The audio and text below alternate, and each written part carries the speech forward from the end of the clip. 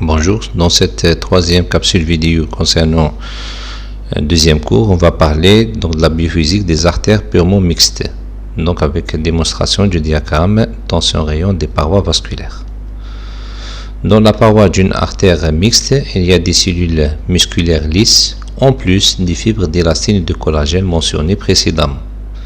Les cellules musculaires lisses donc génèrent une tension active de la paroi, et cette tension est indépendante du rayon.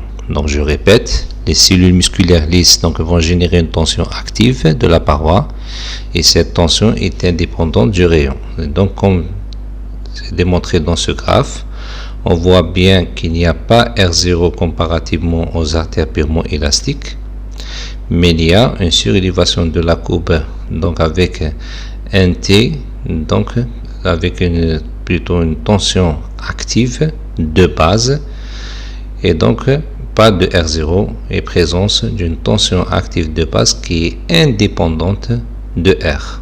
Donc tension active de base générée par les cellules lisses qui est indépendante de R. Donc cette nouvelle courbe, on va l'appeler courbe C'.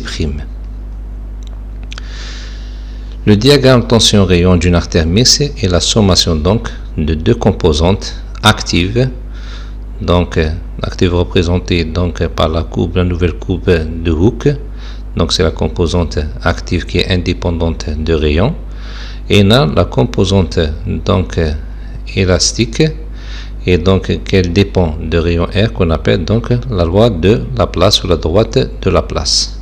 Donc dans ce cas-là, on voit bien qu'il y a intersection entre les deux courbes au niveau de deux points. Donc un rayon qui est supérieur par rapport au deuxième. Donc comme on a dit, donc on note que la courbe C' coupe la droite de Laplace en deux points. Il y a donc formellement donc deux points d'équilibre qu'on appelle le RE et le RF. RF est moins que le RE. Seul le point d'équilibre correspond au plus grand rayon est stable. Donc c'est pour ça qu'on l'a appelé le RE, c'est-à-dire le rayon d'équilibre. Donc il y a un seul rayon d'équilibre toujours. Donc c'est la même chose que pour les artères purement élastiques. Il y a un seul rayon d'équilibre qu'on appelle le RE, c'est-à-dire le rayon à grand calibre. Par contre, le point de rayon le plus faible qu'on appelle donc le rayon instable, le rayon évolue soit vers donc la fermeture, soit vers le point de stabilité RE. Et on va voir ça en détail. Nous pouvons montrer que le rayon équilibre RF ou le rayon faible est instable. Pourquoi? En effet, le système est tel que tout déplacement du rayon par rapport au rayon d'équilibre sera encore plus éloigné de ce dernier. Revenons à notre graphe. On voit bien que si le R est inférieur à RF, on a la composante constrictive qui prédomine et donc on va constater donc une constriction vasculaire terminée par un spasme, c'est-à-dire fermeture totale de l'artère. Si le R est supérieur à RF, on a donc la composante dilatatrice qui prédomine, donc elle est en haut, et donc on va voir donc une dilatation de l'artère afin de rejoindre ce qu'on appelle le rayon d'équilibre. Donc pour R inférieur à RF, la tension élastique représentée par la courbe C est supérieure à celle due à la paroi de Laplace, donc l'artère se contracte, on s'éloigne donc encore plus de RF et cela aboutit à un spasme artériel. Donc maintenant dans le cas inverse, si le R est supérieur à RF, la tension élastique est inférieure à celle de la loi de Laplace, l'artère se dilate, on s'éloigne donc encore plus de RF et le rayon rejoindra le rayon d'équilibre stable RE. Et c'est pour ça qu'on parle d'un rayon instable, c'est-à-dire il n'y a jamais stabilité dans ce point. Donc soit l'artère donc va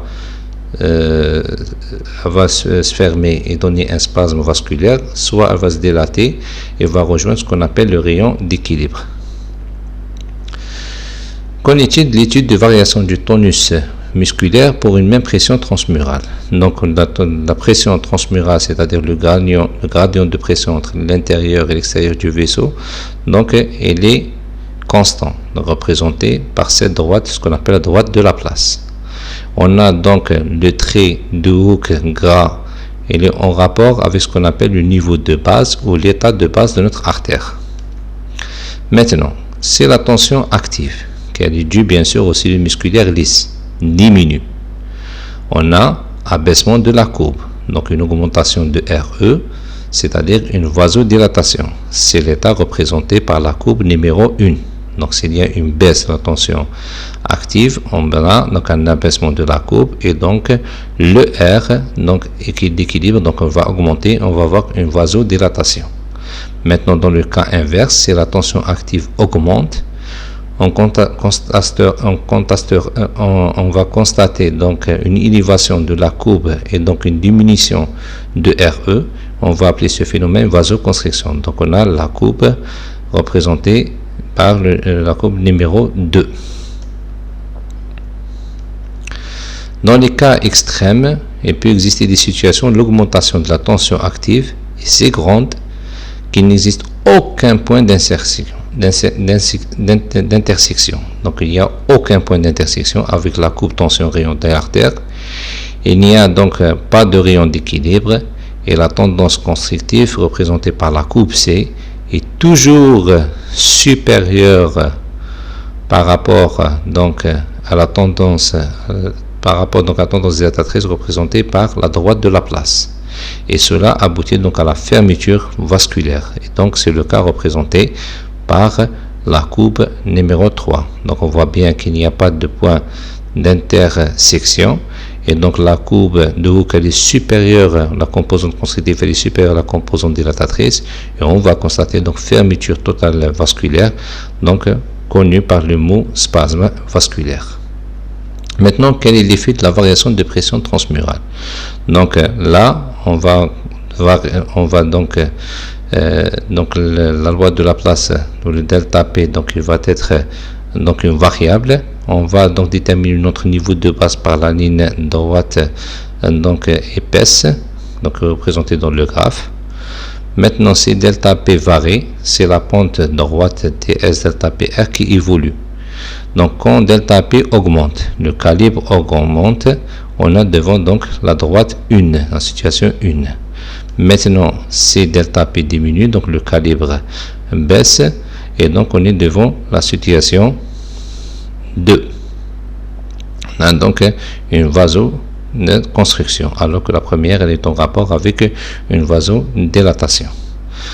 Maintenant, il peut exister des situations delta P si faibles qu'il n'existe aucun point d'intersection avec la courbe tension rayon de l'artère. Il n'y a donc pas de rayon d'équilibre et la tendance constrictive représentée donc par la courbe C', elle est supérieure toujours supérieure à la tendance dilatatrice représentée par la droite de la place, et cela aboutit bien sûr à la fermeture vasculaire, et c'est là l'état représenté par l'état numéro 3. Donc on voit bien que la composante constrictive elle est supérieure par rapport à la composante dilatatrice, et on va constater donc un spasme vasculaire.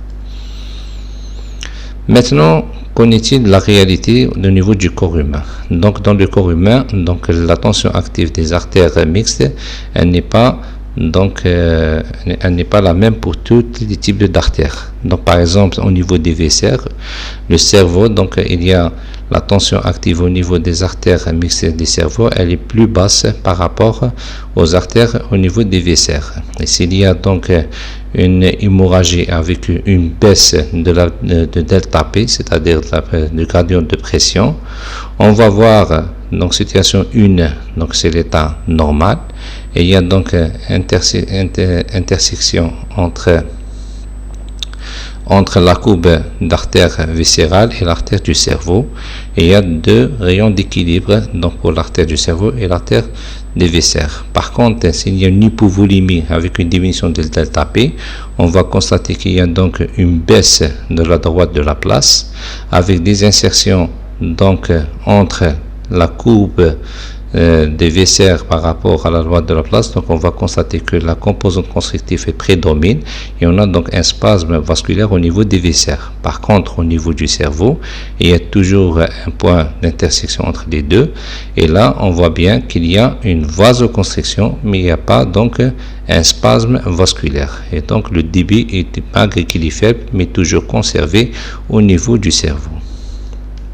Merci pour votre attention.